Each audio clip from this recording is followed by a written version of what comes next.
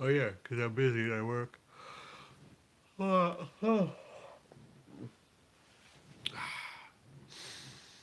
But I have coffee. Coffee makes everything better.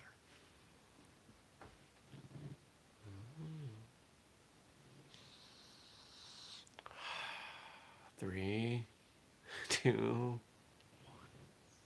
Good morning, everybody, and welcome. Today is Wednesday. It is July 14th, 2021. My name is Jeremy, and this is my first cup of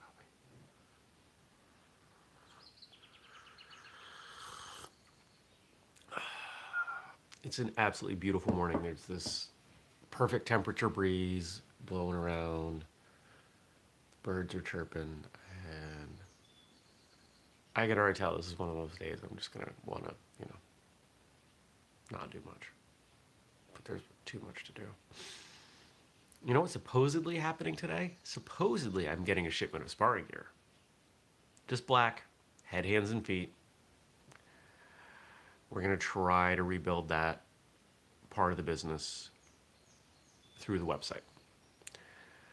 I'll probably send limited stock over to Amazon, and the prices are going to have to go up because when I look back over what's happened with Amazon, it's been a nightmare. It's been an absolute nightmare price-wise. So, if you want gear, I used to tell people to go to Amazon first. Go to our website first. It's going to be cheaper. It's probably going to be $5 cheaper. But prices are going to go up overall because everything, all of our prices have gone up. All of our costs have gone up. There we go. That's the word. That coffee is very warm.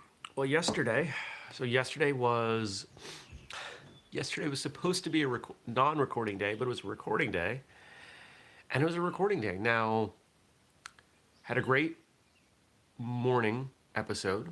Andrew joined me, and not quite an interview, we did a collaborative episode with another podcast. There were 4 of us, so that narrows it down for you if you want to guess. And it was a lot of fun. It was so much fun.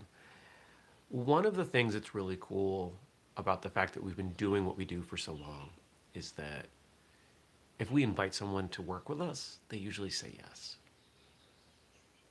And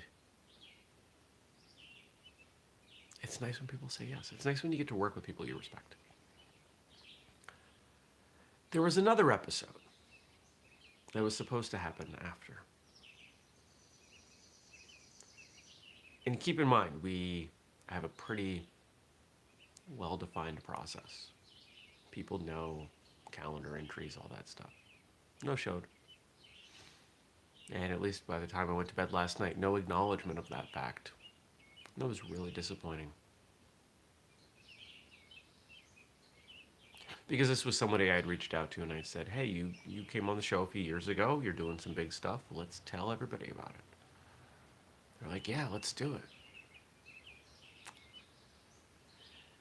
I always wait to find out why before I write somebody off, but there's a pretty good chance that this person's just not going to come on the show ever again.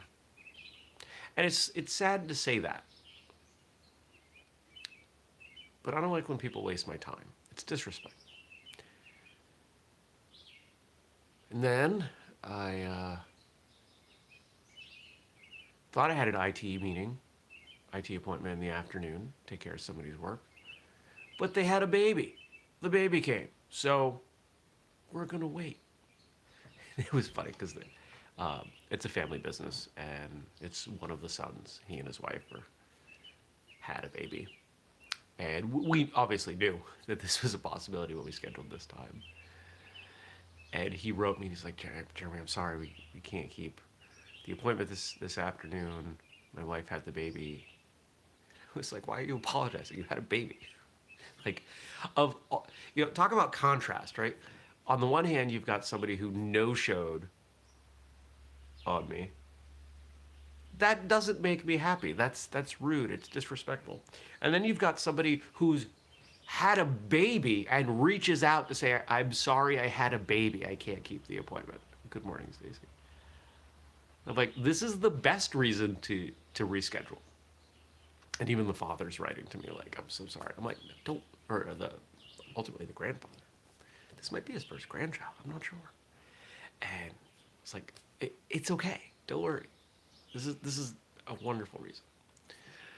Stacy's in the chat saying the baby being born is a good reason to miss. Good news, yeah. This is wonderful, wonderful news. So I got through some other work, a bunch of email. Man, the emails are coming in like crazy. I feel like in the last 2 weeks, all of a sudden I've gotten on all these other spam lists, and it's killing me. Just there is a little bit of emotional energy that goes into deleting every single email. Just read, click, delete, read, click, delete. It's like,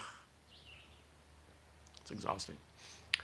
I went over to the gym quickly for like 45 minutes, came back, and then Andrew and I recorded with a special guest host. Well, all the guest hosts are special for that show, but with a guest host, the third episode of How to Fight, which will be out in a few weeks. This was our best one yet, I think. We had some goals format-wise, and we hit them, and it's a movie that I think just about everybody's seen, with an actor that everybody has an opinion on. It's fun. It's a good time. And I think we just keep getting better at it, so. I'm not quite sure when I'm going to do the edit on that. Well, Julius does the edit. I got to go through and find the times for the clips that I want. That might be tomorrow. We'll see. There's so much going on. I'm so good at myself. But I've got the makings of a different schedule and grouping things together in a certain way that I think will work better. And hopefully, I think, is it today or tomorrow? I've got time carved out to lay out that structure and then bounce it off a few people. Like some of the clients that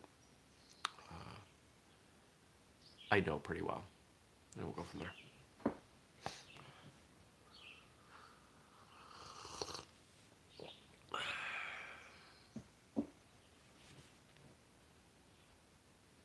What else? Anything else? So today's not nearly as intense as the last 2 days. Just kind of getting work done. Probably go to the gym. And I got some trees I got to move. Big tree branches. Like the one with the hornet. Do you guys see that hornet video? I got to move that tree that I cut. I think the landscaper will be here to do the lawn. I don't know why I'm so sleepy. I don't know. I am. Let's see what you guys gave me to talk about. Instead of me being all rambly.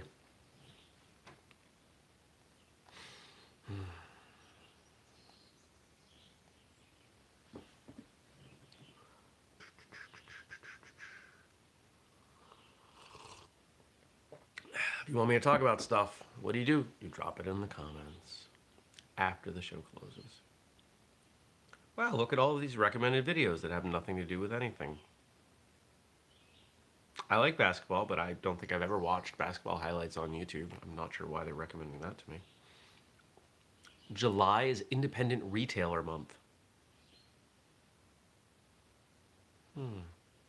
Frank's got some good questions here. You know, one of the things that I do in my consulting work is I work with a lot of small businesses. And a number of them are online stores. And I'll give you a couple quick thoughts. If you want to sell something online, start small. Don't put your life savings into inventory.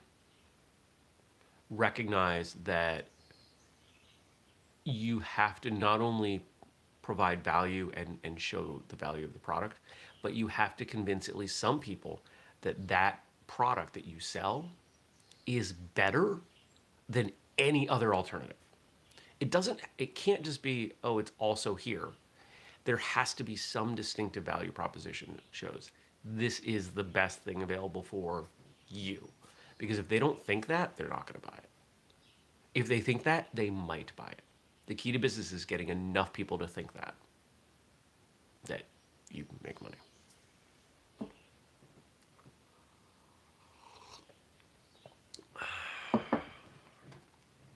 So Frank asks, what is the most exciting part of being an independent retailer for you? I love designing product, designing apparel, which I do not have time to wrap my mind around. So would love to have somebody come on the team to work with me on that. But designing the gear, that was so much fun. Designing the uniforms, getting samples and identifying how we improve them enough that we can put the whistlekick logo on them. That's the part about the product side that I love so much. It's so much fun. If we were a larger company and my day could just be spent doing content and that, I would be pretty happy. I really would.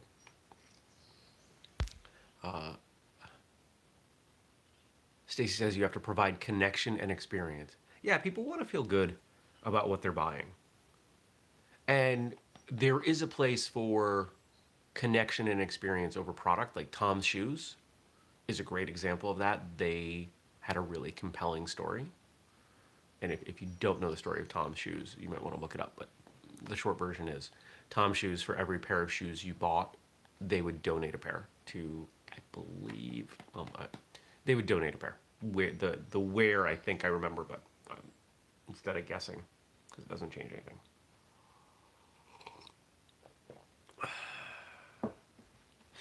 What's the most frustrating part? When other people don't do their job. When Amazon screws things up and it costs me money. When all three of the warehouses that I partnered with for sending our gear screwed things up and cost me money. When factories make things and they're not what we agreed on, and it cost me money.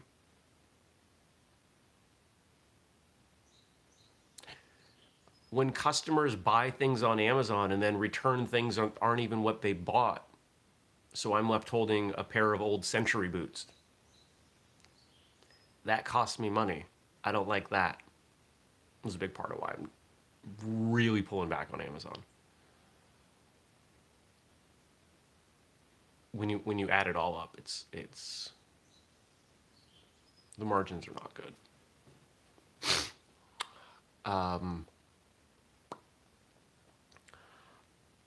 In any professional relationship, I work hard to make sure that I deliver. Anybody who's worked with me knows that. If I say I'm going to do something, I'm going to do it. If I say I'm going to do it, I'm going to do it well. May not knock it out of the park every time, but I'm going to meet the standards. But not everyone's like that. I've had people interview for jobs. I'm thinking of somebody right now that wanted to come on and manage apparel. And this wasn't a volunteer position. This was a revenue share position. This was, okay, we can split the profit. 50-50. That was, I don't know, a year ago. I'm still waiting for some sample designs.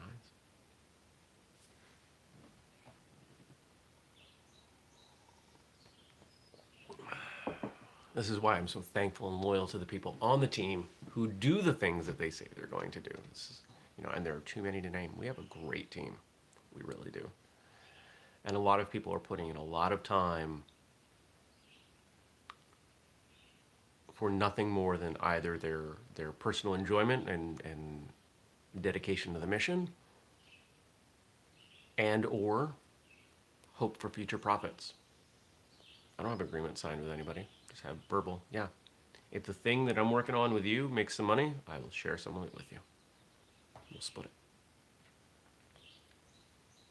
That's the deal with books. If anybody writes a book that we edit and put forward, split the profit with it. Takes a little bit of time.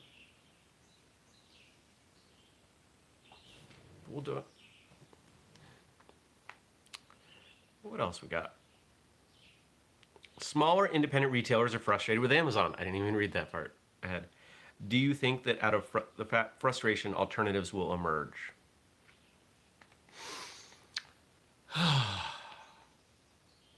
Alternatives are already there, and alternatives always emerge. The question is, Are they are they big enough? Think about your own buying habits. Where do you start? You start on Amazon. 2 years ago, 75% of buying decisions started on Amazon. That number is likely higher now. As frustrated as I am selling on Amazon, I still buy things from Amazon because it's convenient for me. The challenge with Amazon is that all of the work has gone into making it customer friendly. Very, very little work has gone into making it seller friendly.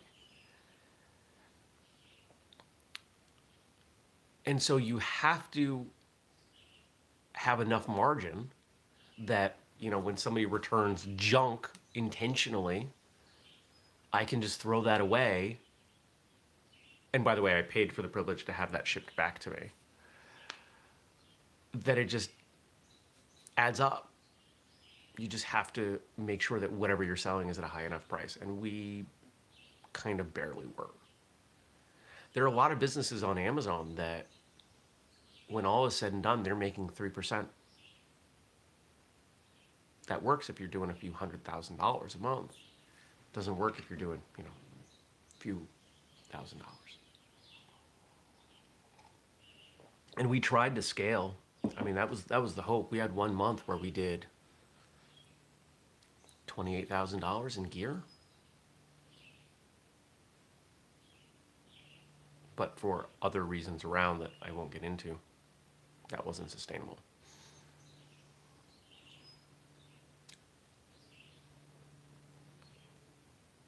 I don't know what our long-term Amazon strategy is. I do know that I'm not ready to completely quit on Amazon because I've got one specifically Amazon tool that analyzes the financial side of it that I've not stopped paying for. It's only $20 a month, but I still look at it. We still sell stuff. There's stuff. I haven't sent new inventory to Amazon in 8 months, 9 months, and the stuff that's hanging around still sells. Now, most of it's being sold at cost or less, but it's still selling.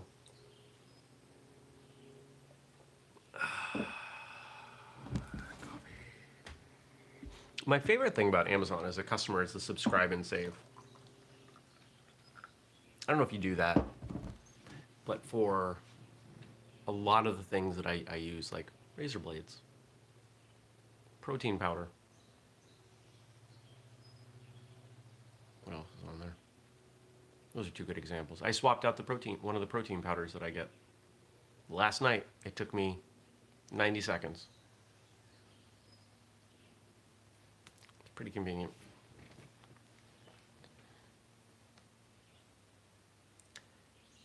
If you could have lunch with your younger self, what advice would you give about the independent retail aspect of things?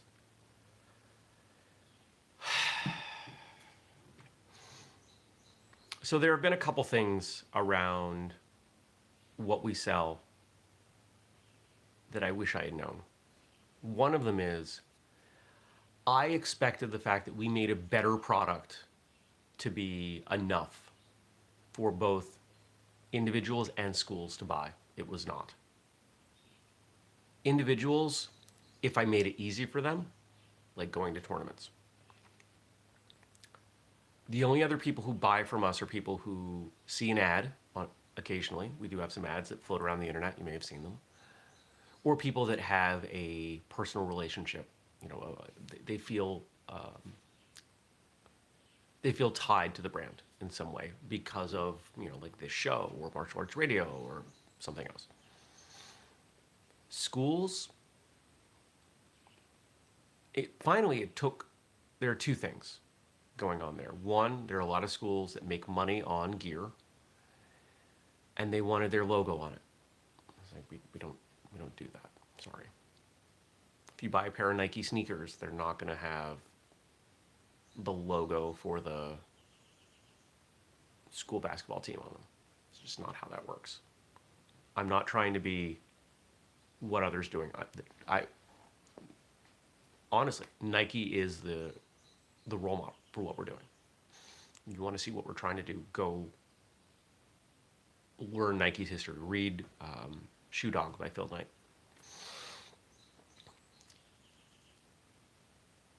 And then the other part for why schools didn't want to buy is a lot of school owners, they didn't want to buy different things from different places. They wanted one wholesaler that they could buy from. They wanted to get their belts and their uniforms and their gear and their everything else from one place. And I spent 2 years trying to put that into play. We got some kicking paddles in. And by the time those came in, unless I was going to buy a container full, it wasn't economical. Uniforms, we did okay with, but I still struggled. And if I add up the ones that are probably never going to sell, broke even, lost money. What else? Belts. Belts was the biggest disaster. The company that we bought belts from sent me 10% fewer, and a large number of them were just completely junk. The length was wrong on many of them. And we had some that they sewed two different pieces of belt together in the middle. It's like, you know what? This is a joke. Manufacturing is so hard. And it's not going to be until we have help in terms of time, money, or really money and people, that we can truly attack the product side of things. Gear goes well. I got really lucky with the factory. Factory is great. We have a good relationship. We've had hiccups, but we've worked through them. I think very highly of them. It's a small family-run business. The shipment that came in is somewhere in Milton right now, for those of you that know Vermont.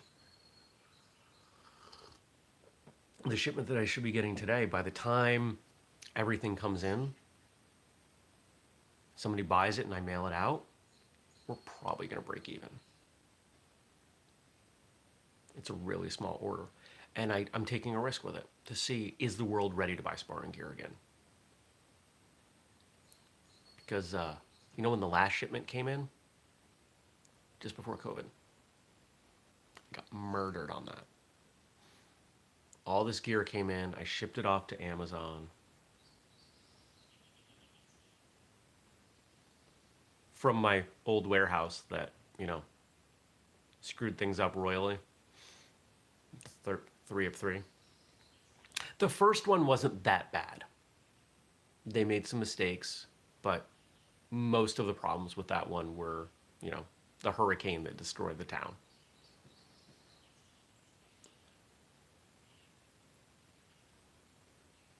But this gear came in, and then the pandemic hit. And Amazon literally stopped shipping our items. You could buy things, but it wasn't hand sanitizer. And they're like, yeah, we don't care. And so we didn't meet our performance metrics, and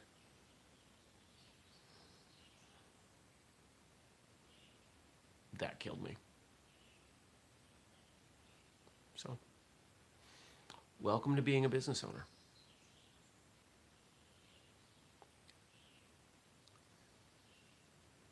I don't know if I've said this on the show. I say this to people often. Friend, a mentor who's been self-employed much of his life, once shared with me, he said, being a business owner is great. You get to make all the decisions. It's your name out front if you want it. It's really nice. You only have to work half days, and you get to pick the 12 hours. And it's so true.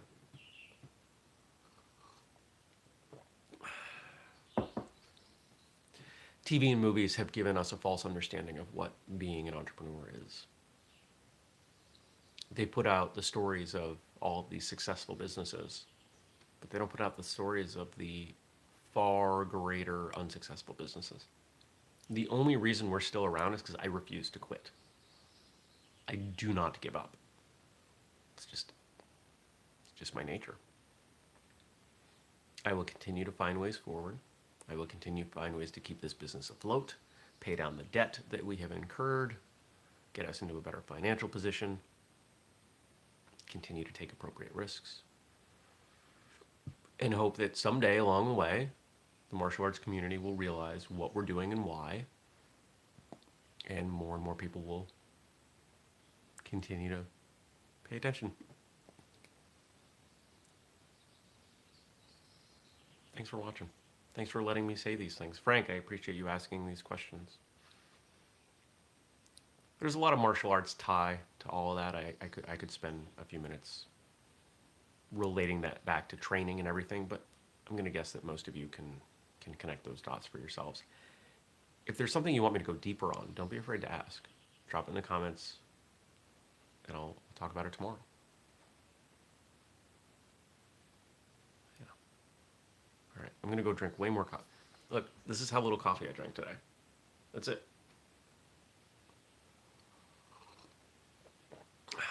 Stacy says, have an awesome day off to camp. Yeah, Stacy's working with photographing Taekwondo summer camp, kids summer camp. I've seen the photo. She's having some fun. I hope everyone has a great day. Hope you leave me some stuff for tomorrow. And if you're new, I hope you subscribe and turn on notifications because we do it every weekday, 6:30 a.m. U.S. Eastern Time. Take care. See you tomorrow. Peace.